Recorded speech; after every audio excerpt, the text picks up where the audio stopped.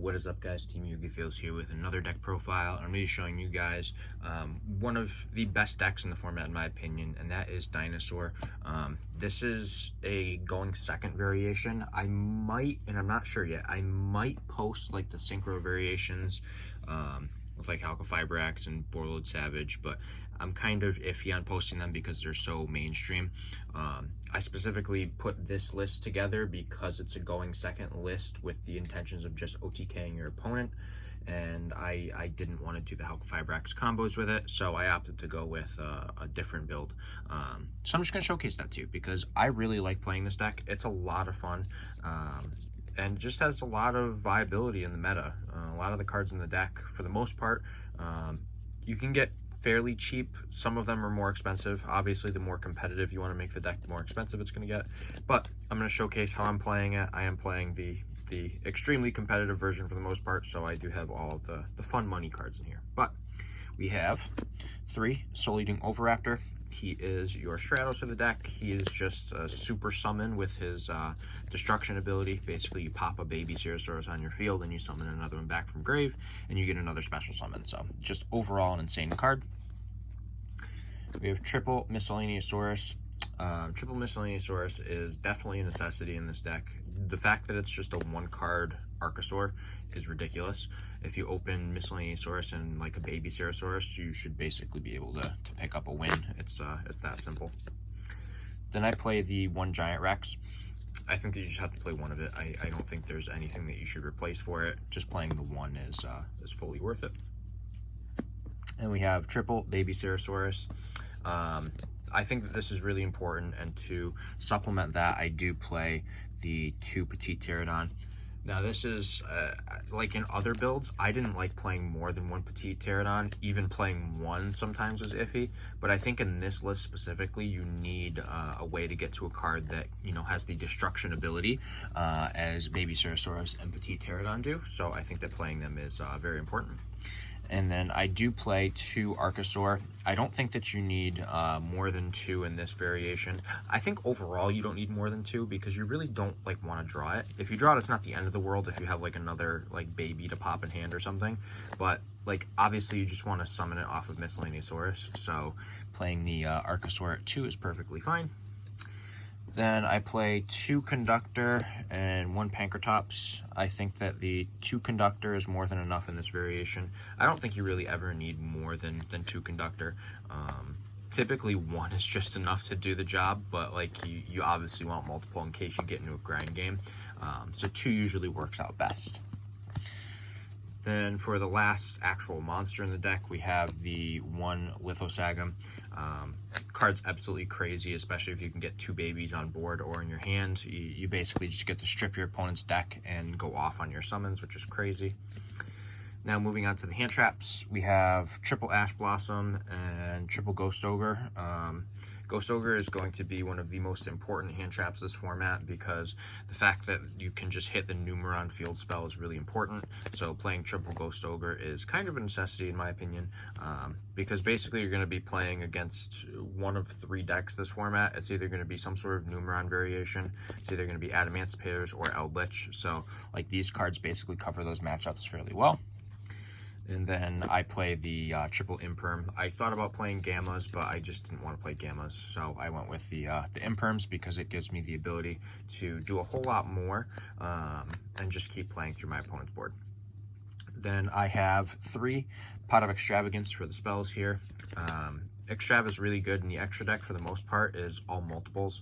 And the extra deck isn't like a necessity in this deck. You can very well like OTK with your Ultimate Conductor alone, but it's nice to have the other cards to supplement it and other things to go into. So definitely consider playing the Extravagances if you don't have them.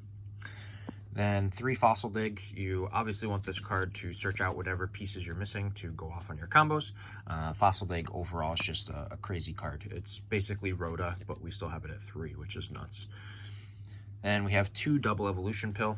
I think that playing 2 of this is good because if you happen to draw 1, you can still use your Archosaur's effect to search for the other, and then you could either use it or use it as discard fodder.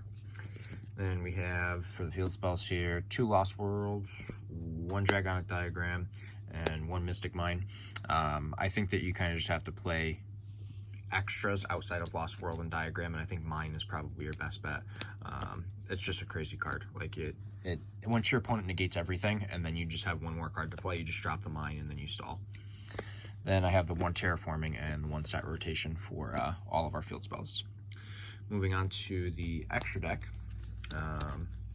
It's pretty standard. I think I changed a couple things up from certain lists that I saw and certain lists that I was testing to, and I just went with something that kind of made sense overall.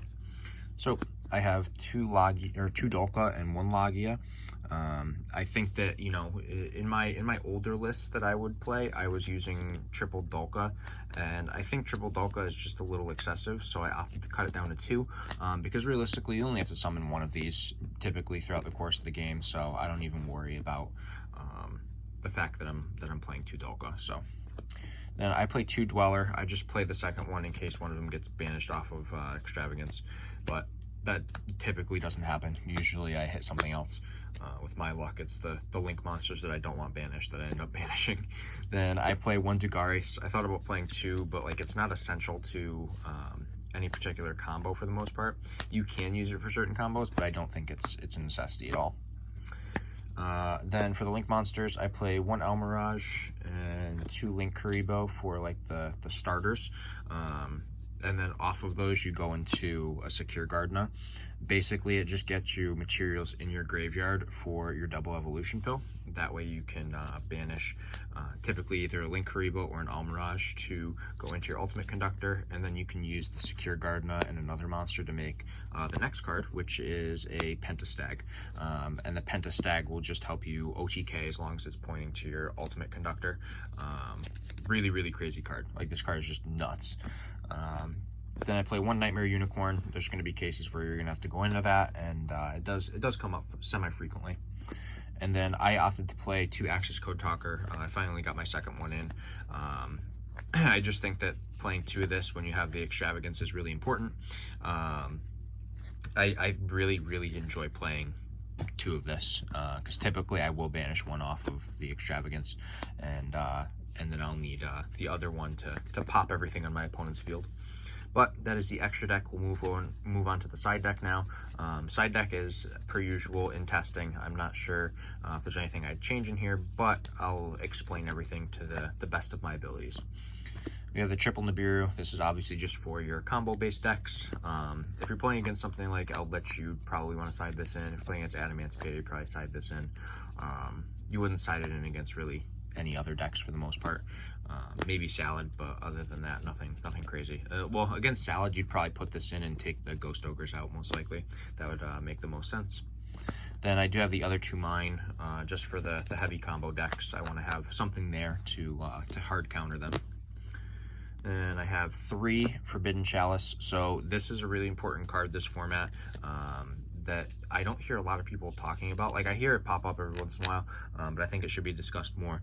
Your opponent, if they're playing Numeron, they set up their Utopic Zexal and they pass to you, and when they activate the Utopic Zexal, you just Forbidden Chalice it as a chain, and then like it doesn't resolve, and you basically just get to play your turn out and most likely OTK them, especially with this deck. Like, it's just really easy to OTK them. Then we have 3 Dark Ruler No More. This is for your other combo-based decks. This is for your Eldritch Synchro, for your Adamantipator, any other combo big board negation deck. Basically, that's what it's there for. Then we have 3 Cosmic Cyclone, and the last card is the Red Reboot. This is all just for your back row decks. The nice thing is that, like, because you have Miscellaneousaurus in here, that during the main phase, your Dino monsters are going to be fine. So you kind of have free reign to set up your board and do as you please. There's going to be instances where obviously you kind of have to play around it in certain ways, but typically for the most part, you can just use these cards to play around your opponent's back row, which is obviously very useful in this deck because you don't want to get hit with 15 back row in a row. That just would not be fun. Nobody likes that. Doesn't matter what deck you're playing.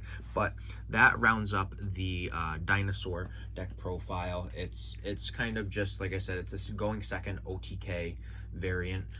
Kind of just rush your opponent and hit him as hard as you can. And that's what I like playing for my variations of dinos. I don't mind the synchro variation, but I think this one is just significantly better and provides a lot more more interesting lines of play. So I hope you guys enjoyed it. If you did, give the video a thumbs up. Don't forget to let me know what you think in the comment section down below. You know, that subscribe button is always lonely, so make sure you smash as much as you can. Send the videos to your friends. Tell them to smash that subscribe button. And for right now, this is Team Yugi Feels signing out.